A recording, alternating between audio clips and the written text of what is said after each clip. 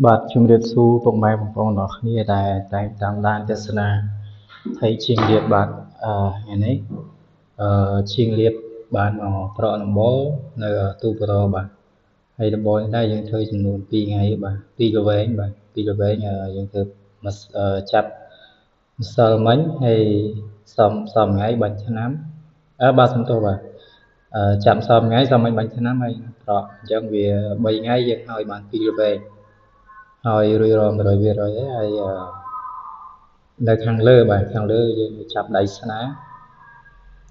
នាហើយសម្រាប់ទ្វាដែលខ្ញុំបង្ហាញមិញបងប្អូននេះទ្វាសហ្នឹងគាត់បាញ់ឆ្នាំពណ៌នេះដែរពណ៌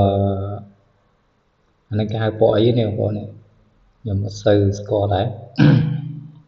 ពណ៌កម្ៅបាទប្រផេះកម្ៅបើពណ៌មួយទៀតពណ៌ត្រាវអញ្ចឹងអានេះប្រផេះកម្ៅបាទអញ្ចឹងប្រភេទកម្ៅយើងបាញ់ដៃស្នាយើងប្រក់ហើយឥឡូវយើងចាប់ផ្ដើមបាញ់ដៃស្នាហើយដៃស្នាយើងចាប់ខាងលើបាទ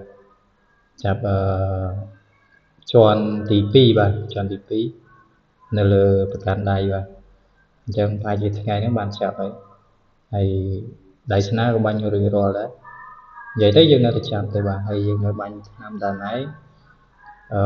បាញ់ឆ្នាំផ្ទោងយើងនៅកាត់ផ្ទោងថែម8ផ្ទោងទៀតបានហើយអញ្ចឹងណាបងប្អូននៅបងប្អូន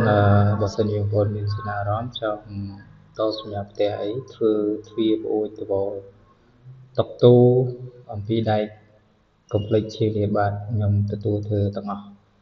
ឲ្យតែពាក់ព័ន្ធនឹងគ្រឿងដែកជាងណាបងប្អូន